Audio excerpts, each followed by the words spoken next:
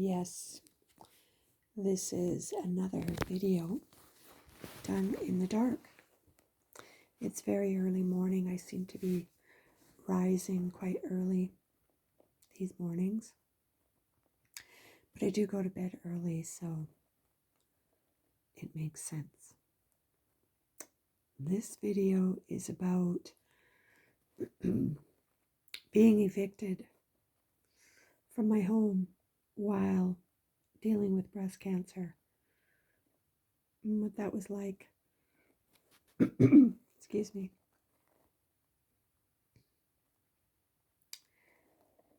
It was like my whole world. It was like my whole world was crashing and closing in on me. I had to face this part in myself that felt like such a failed human. Of course, in a 3D world. But I had to face that because that was part of my existence, part of my reality that, okay, now I've got this dis-ease, cancer, and I can't work. There's no possible way that I can show up at a job for someone and that they could rely on me to override what I am going through and do stuff that they wanted me to do all day long and not take care of myself.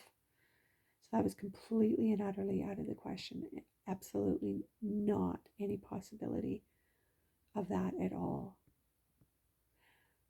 And I'm on a disability which pays, well, at that time it was paying me $1,400 a month. And the market was holding for a minimum of like $1,200, but that would be on the cheaper side. And anywhere from $1,400 to like $1,600 a month for a 1-bedroom apartment.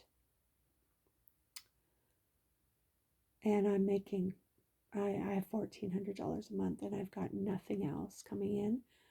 I can't even imagine or facilitate anything else coming in because all I can do is take care of my vessel, my body, my day-to-day things that I have to do to just live on the earth, like washing myself and, feeding myself, going to the bathroom, drinking enough water, taking all my supplements, taking my tinctures, making my herbal infusions, making my medicines.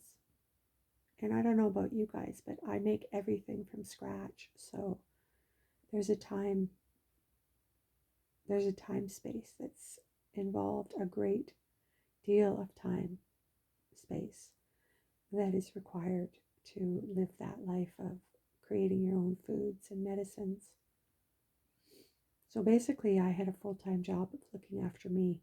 So how could I live in a world that demanded me to make more money, to survive, to just survive here, to just pay for an apartment?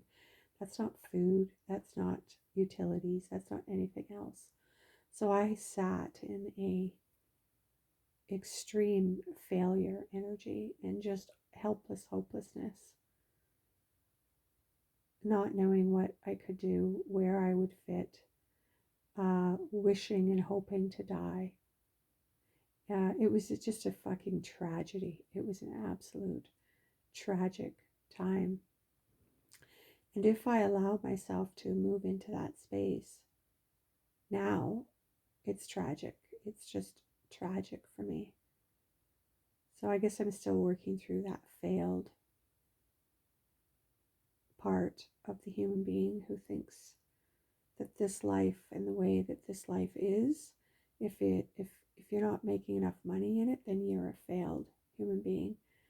I don't believe that. I think that this life has created people to feel like they failed because they won't and can't measure up, or like they can't live in that reality. I mean, why do we have so many people sick and dying? Like sickness is, an imbalance in our society. It's a poisoning of our waters and our foods and our air. And it's an overconsumption and a lack of connection to nature, to the land, to the earth, to the waters, to the sky, to the existence of this earth. And so I am building myself back up through that belief and those ideals and that system and energy. And so, just to end and summarize, it was a living hell to go through a 3D human and their reality, and it was my reality of failing in this life.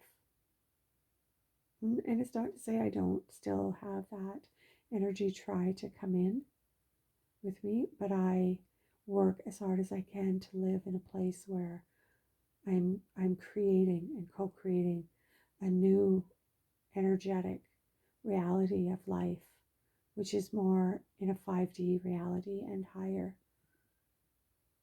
where I manifest everything that I need, everything that I want, not through a lack or scarcity or there's not enough energy, although I'm still in that process as well. So there is this bridging and transforming process that I'm in that. So that's what it was like.